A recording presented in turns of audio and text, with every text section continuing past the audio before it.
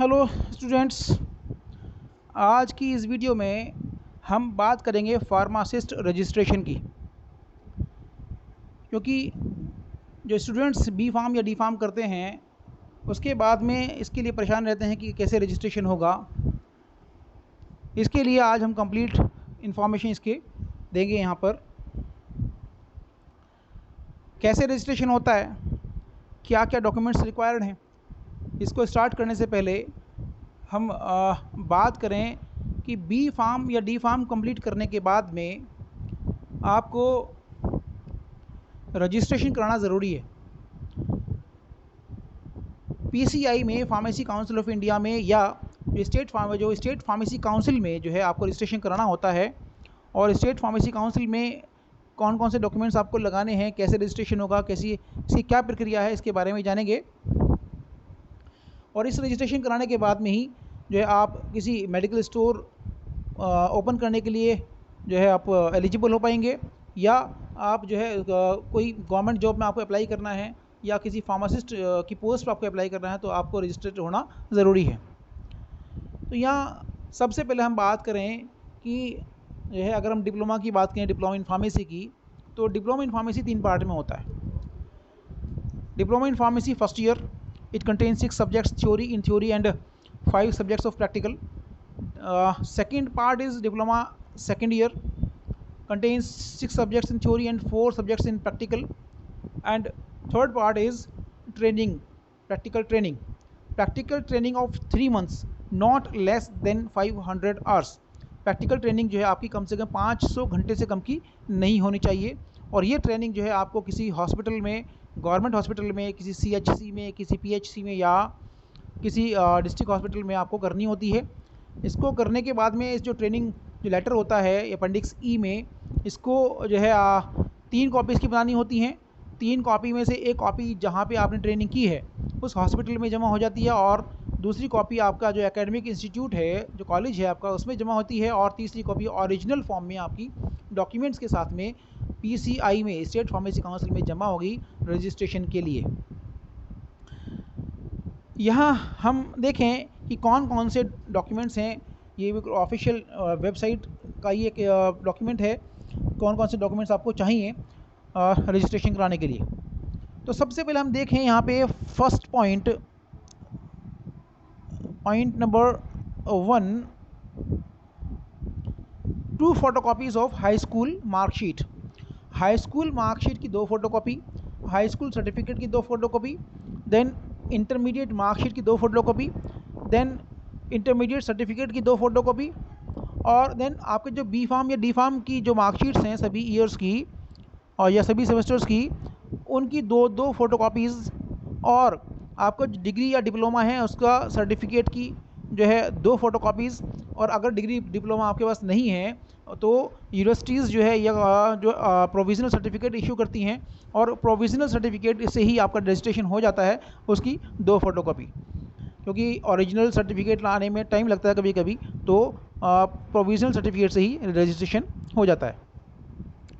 इसके बाद में जो 7th पॉइंट है, this one, original certificate of D Pharm training certificate. एक मोस्ट इंपॉर्टेंट डॉक्यूमेंट है, मैंने आपको बताया। इसकी 3 कॉपी जो होती हैं, और एक कॉपी इसकी ओरिजिनल फॉर्म में स्टेट फार्मेसी काउंसिल में जमा होती है। इसके बाद में आपका जो अगर आपने बी फार्म या डी फार्म किसी अदर स्टेट से कंप्लीट किया है तो आपका जो है डोमिसाइल सर्टिफिकेट आपको जमा करना है। और जो डोमिसाइल सर्टिफिकेट है वो जो है आपका 6 महीने से पुराना नहीं होना चाहिए, उसकी भी 2 फोटोकॉपी जमा करनी होती हैं। इसके बाद में ये सारे डॉक्यूमेंट्स जमा करके एक फॉर्म फिलअप कराया जाता है, कुछ फ़ीस जमा होती है, और ये सब का सब मैटर जो है एक लेटर का जो है पीसीआई से, स्टेट फार्मेसी काउंसिल से, कॉलेज की तरफ आता है। अब कॉलेज में लेटर आने के बाद में उसका वेरिफिकेशन होता है, और हम कॉलेज जो है वहाँ से एक वेरिफिकेशन लेटर वहाँ से वेरीफाई करके भेजता है। और पीसीआई में ये वेरिफिकेशन लेटर रिसीव होने के बाद में जो है सभी डॉक्यूमेंट्स का, ओरिजिनल डॉक्यूमेंट्स का जो वेरिफिकेशन के बाद में ये एक सर्टिफिकेट इशू होता है, और ग्रीन बुक इशू होती है। रजिस्ट्रेशन सर्टिफिकेट और ग्रीन बुक इशू होती है। तो ये चेकलिस्ट है, जब भी आप रजिस्ट्रेशन कराने के लिए पीसीआई ऑफिस जाएं तो ये सारे डॉक्यूमेंट्स आपको लेकर के जाना ज़रूरी है। अब इसके बाद में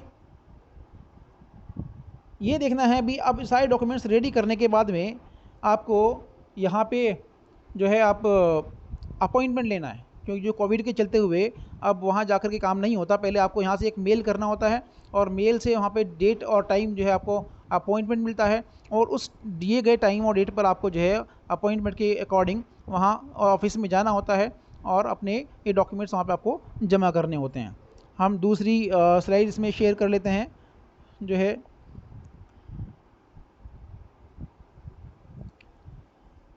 फॉर अपॉइंटमेंट। हमने लास्ट वीडियो में भी बताया था कि अपॉइंटमेंट के लिए आपको क्या करना है कि जो है अपन इस एक ईमेल आईडी दी गई है uppc.appointment@gmail.com। इस पर अपना नाम, फादर्स नेम, कॉन्टैक्ट नंबर और वर्क, आपको क्या रिन्यूअल कराना है या आपको रजिस्ट्रेशन फ्रेश रजिस्ट्रेशन करवाना है या आपको कोई करेक्शन करवाना है, उसकी आपका रीज़न लिख करके आपको मेल करना होता है। और वहाँ से जो है जो क्या है कि डेट और time will be provided after appointment. तो ये आपको डेट और टाइम मिलेगा और इसको जो है आपको फिर उसके बाद जो है वहाँ जाना है इसको अपने डॉक्यूमेंट्स जमा करने के लिए। इसके बाद में हम देखते हैं कि नेक्स्ट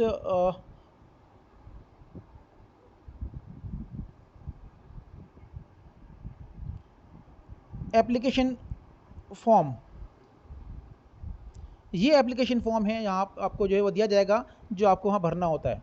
यहाँ पे इसमें आपको जो एप्लीकेशन नेम, जो एप्लीकेंट्स नेम, अपना नाम और अपना जो है place, date, month and year of birth, then father name, then full postal और परमानेंट रेजिडेंट एड्रेस, अपना जो अपना पूरा जो भी एड्रेस है, और ये सारी जो एंट्रीज़ हैं वो फिलअप करने के बाद में आपको क्या है भी अपना जो है एक हाई स्कूल की डिटेल, इंटर की डिटेल, डी फार्म की डिटेल, बी फार्म या एम फार्म जो भी आपकी क्वालिफिकेशन उसकी डिटेल, इसके फॉर्म को फिल करने के बाद में आपको जमा करना होता है।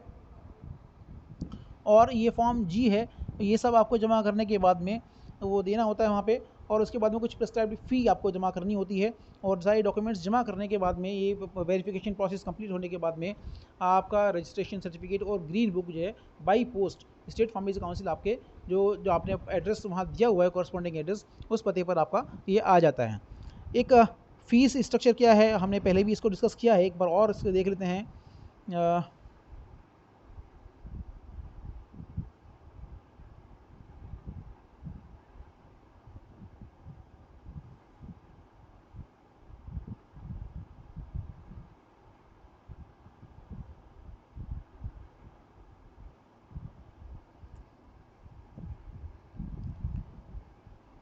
फ़ी स्ट्रक्चर के बारे में हम बात करें तो हमने पहले भी इसको देखा है कि अगर आपका नवीन पंजीयन है तो पहले फ़ीस 500 रुपये हुआ करती थी, लेकिन अब फ़ीस बढ़ करके 1500 रुपये हो गई है। ठीक है, उसके बाद में अगर आप रजिस्ट्रेशन का रीन्यू कराते हैं तो अलग अलग फ़ीस हैं उसके बारे में। तो ये सारी फ़ीसेस भी जो है इसका इसमें क्या अकॉर्डिंगली जो फ़ीस आपकी जमा होनी है और उसके बाद में आपका ये रजिस्ट्रेशन हो जाएगा। तो इसलिए आप जब भी कभी रजिस्ट्रेशन कराने के लिए PCI ऑफिस जाएँ तो ये सारे डॉक्यूमेंट्स को चेक कर लें। चेक करने के बाद में इसका एक सेट बना लें।